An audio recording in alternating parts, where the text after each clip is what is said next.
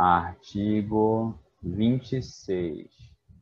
Incluem-se entre os bens dos estados as águas superficiais, subterrâneas, fluentes, emergentes ou em depósito, salvo aquelas que forem decorrentes de obra da União. Ou seja, salvo aquelas...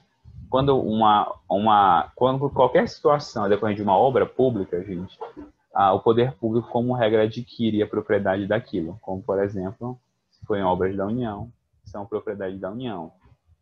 Então, por exemplo, a Transposição São Francisco, obra da União, propriedade de quem? Da União. As áreas nas ilhas oceânicas e costeiras que estiverem sob domínio dos estados, excluídas aquelas que forem da União, dos municípios ou de terceiros. As ilhas fluviais ou lacustres, né, de lagos, não pertencentes à União. As terras devolutas que não forem compreendidas dentro da União. Gente, esse artigo eu acho um artigo extremamente inútil. O porquê, o que ele diz? O que a gente já sabia. Que os bens que não forem da União, ou dos municípios, ou de particulares, são dos estados. Então, enfim, perda de espaço na Constituição, inclusive, a meu ver. Aquilo que não for da União, dos municípios ou dos particulares, é bem do Estado. Por consequência, né? A gente tinha falado sobre isso, que é a natureza residual dos estados, a natureza residual dos bens dos estados. Ok, gente. Aqui a gente finaliza os Estados-membros. Agora a gente começa municípios. Olha só, como eu comentei com vocês já antes, nas demais federações, em outros países que são federações, existem apenas 2 entes federativos, que é o ente central, que é a União, e o ente regional, que são os estados. Essa é a regra no resto do mundo, né?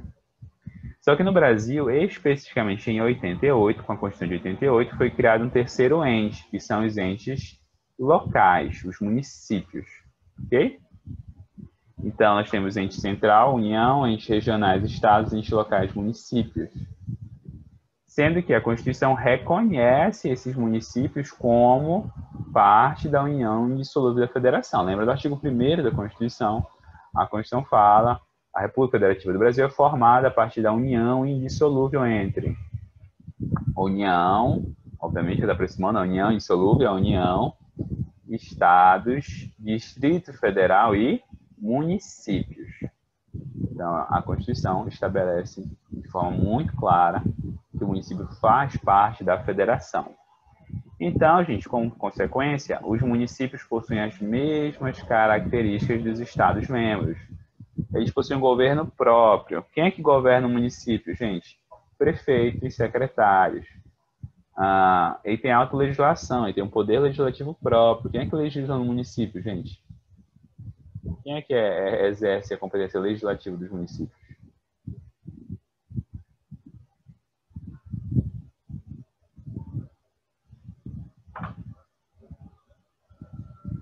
Os vereadores, perfeito. Não existe judiciário, tá? Judiciário municipal não existe, mas existe governo executivo e existe legislativo próprio. Eu me enrolo todo com esse fone de ouvido. Auto-organização, ele possui um funcionamento próprio, regras próprias de funcionamento, uma gestão municipal autônoma. E receitas próprias, ele possui fontes de recursos que são só dele. Há uma diferença fundamental, no entanto, é que não existe uma coisa que os estados têm. Os estados, lembrem que eu comentei sobre isso? Os estados membros participam na formação da vontade nacional. Comentei com vocês isso lá no início de federação. Uma das características da federação é que esses estados-membros eles têm uma representação dentro do governo central, que no caso nós chamamos de Senado Federal. O Senado Federal é o órgão responsável por representar os estados-membros nas discussões da União. Por isso, inclusive, eu disse para vocês que o Senado Federal é formado proporcionalmente ou de forma fixa. O número de senadores por estados é fixo, é igualitário, é paritário, ou é proporcional? Como eu respondeu corretamente, é um número fixo. 3 senadores por estado. Por que isso? porque cada estado tem o mesmo peso dentro da... Juridicamente, tá? Juridicamente, cada estado tem o mesmo peso dentro da federação. Então, eles indicam o mesmo número de senadores para que os senadores decidam conforme, observando esses interesses locais. Tá bom? Esses interesses dessas unidades federativas. Existe Senado estadual? Existe um Senado que represente dentro do Estado as vontades municipais? Não, não existe. Então, gente, os municípios não participam na formação da vontade do Estado. Os estados participam na formação da vontade nacional, mas os municípios não participam na formação da vontade dos estados porque não existe um Senado estadual. Essa é uma diferença significativa, tá bom? Essa é uma diferença entre municípios e estados.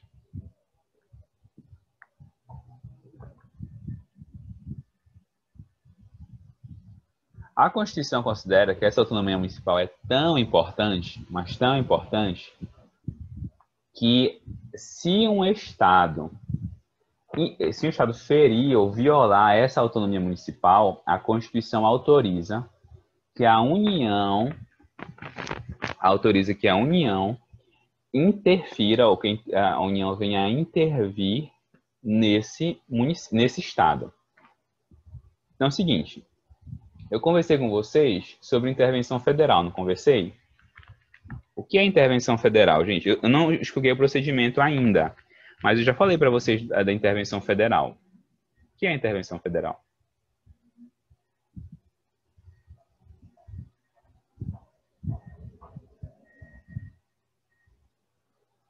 Alguém lembra? Isso, quando a União intervém na autonomia dos estados, de forma autorizada pela Constituição, Romeu. A Constituição autoriza excepcionalmente que a União venha a intervir na autonomia dos estados por alguma situação.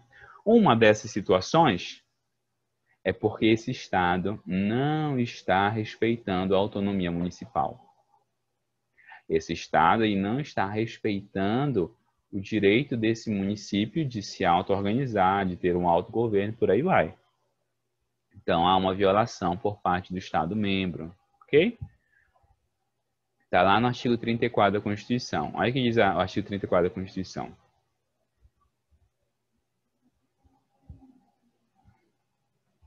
A União não intervirá nos estados, nem no Distrito Federal, exceto, ou seja, salvo o quê? A inciso 7º. Assegurar a observância dos seguintes princípios constitucionais. Quais são eles? A linha C, autonomia municipal. Autonomia municipal. Ok? Então, artigo 34, 17, linha C da Constituição, vai autorizar a intervenção federal em caso de violação da autonomia municipal pelo Estado membro. Ok?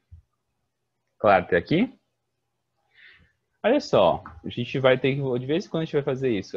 Hoje a gente finaliza, finalmente, o artigo 18. A gente está no artigo 34 e a gente volta para o 18, porque o 18 fala das regras gerais de organização administrativa, gente. Olha só, artigo 18. Já vimos o caput, parágrafo 1º, 2º, vimos o 3º sobre a criação de estados, e agora a gente vai ver a criação de municípios no parágrafo 4º. A criação, a incorporação, a fusão e o desmembramento de municípios far-se-ão por lei estadual. Então, lei estadual vai fazer isso: criar, incorporar, fundir, desdobrar. Mas aí existem 3 requisitos prévios à lei estadual. Antes de chegar na lei estadual, 3 coisas têm que acontecer. Primeiro, haverá regras trazidas por uma lei complementar federal. Então, tem uma lei complementar federal. Haverá ainda uma consulta prévia mediante plebiscito, que será feita após a divulgação de estudos de viabilidade. Tá? Então, bora lá ver aqui os quatro pontos.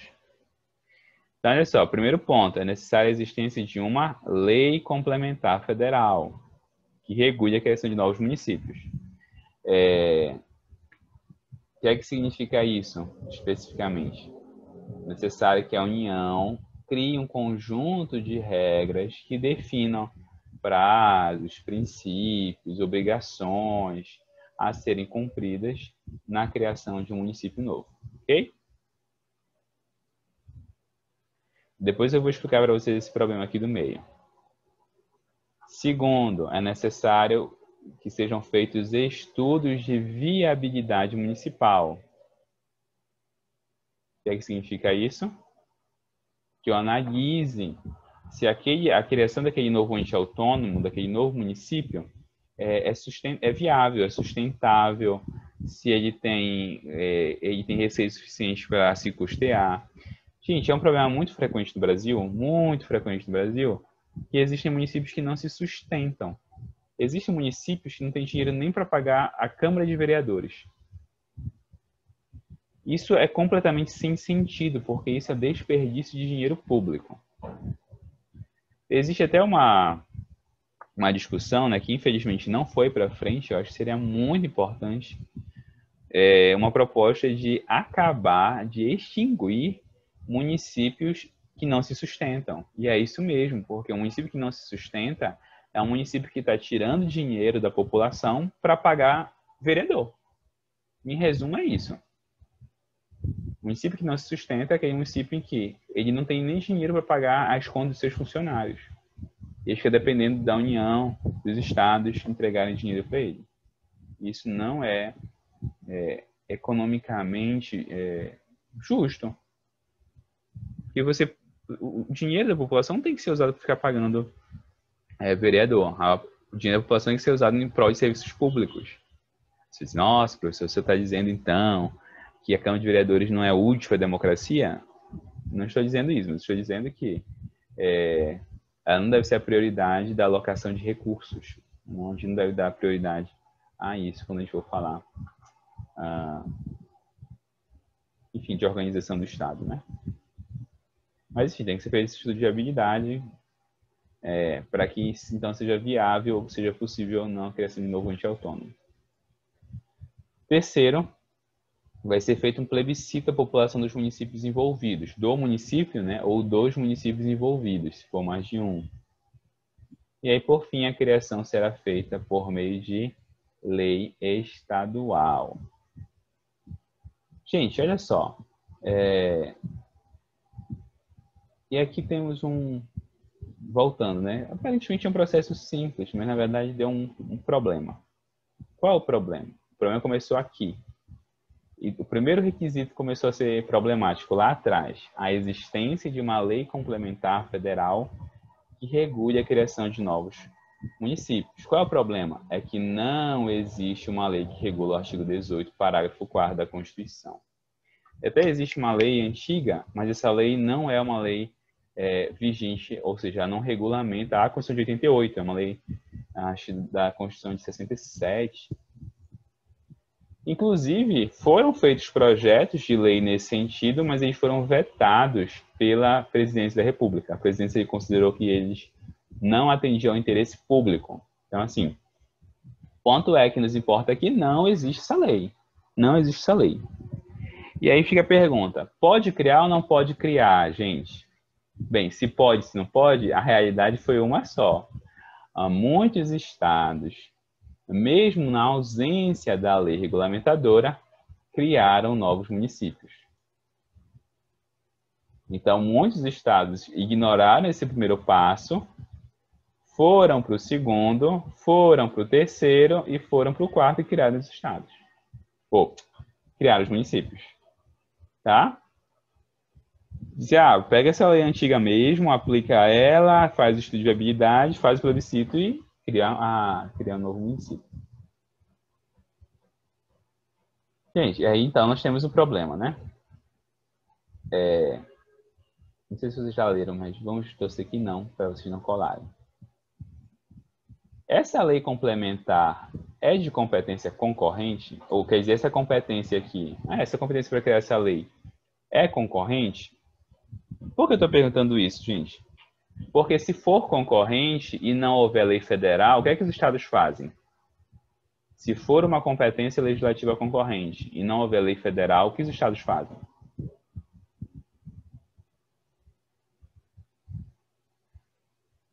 Isso, Romeu. Estabelece normas gerais específicas.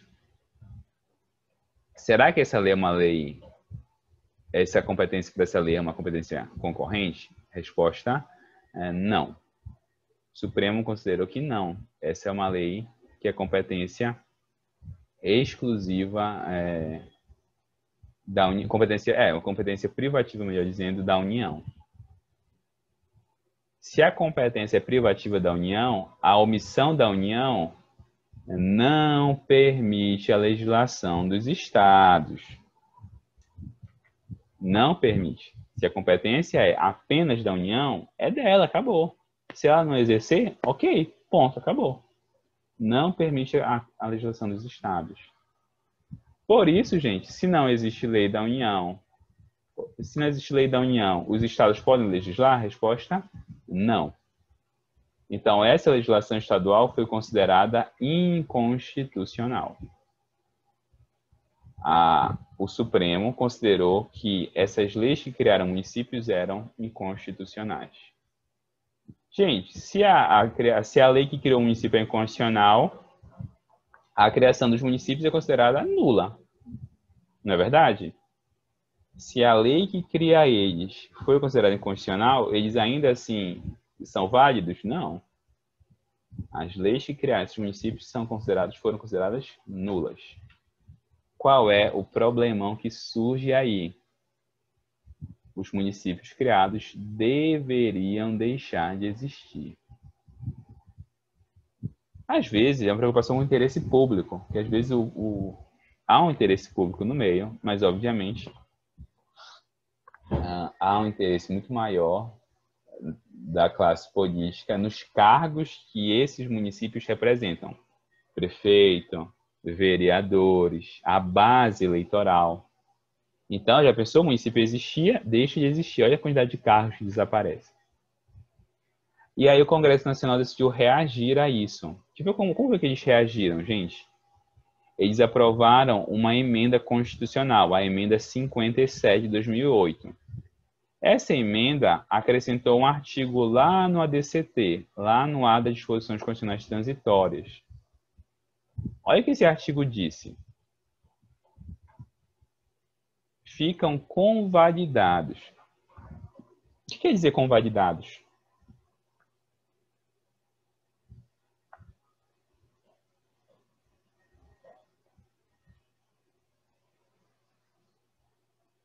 Ficam convalidados. O que significa convalidados?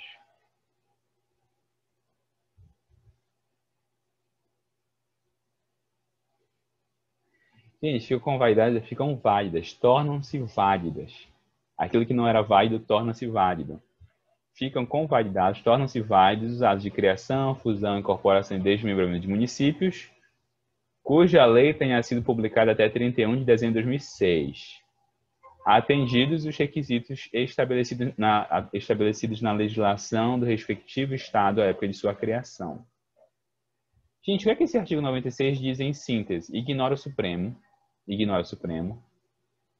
E se você, município, foi criado até 31 de dezembro de 2006, você é válido e você pode existir.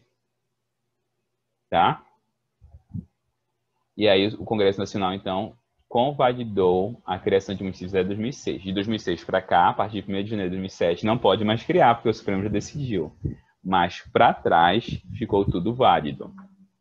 Pergunta, gente. Pergunta. Essa reação do Congresso Nacional é válida ou inválida? É constitucional ou inconstitucional?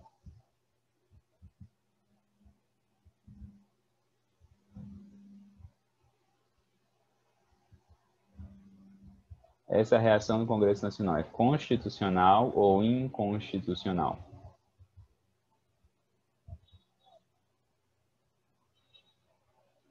ela é constitucional. É possível sim, o Congresso Nacional, por meio de emenda, ele pode superar um entendimento do Supremo, tá bom? Não existe problema para isso. O Congresso Nacional pode, por meio de emenda, superar o entendimento do Supremo, sem nenhum problema. Ok, até aqui, gente? Ficou claro? Sim? Bora fazer o nosso intervalo de 10 minutos e a gente volta para ver as competências municipais, tá bom?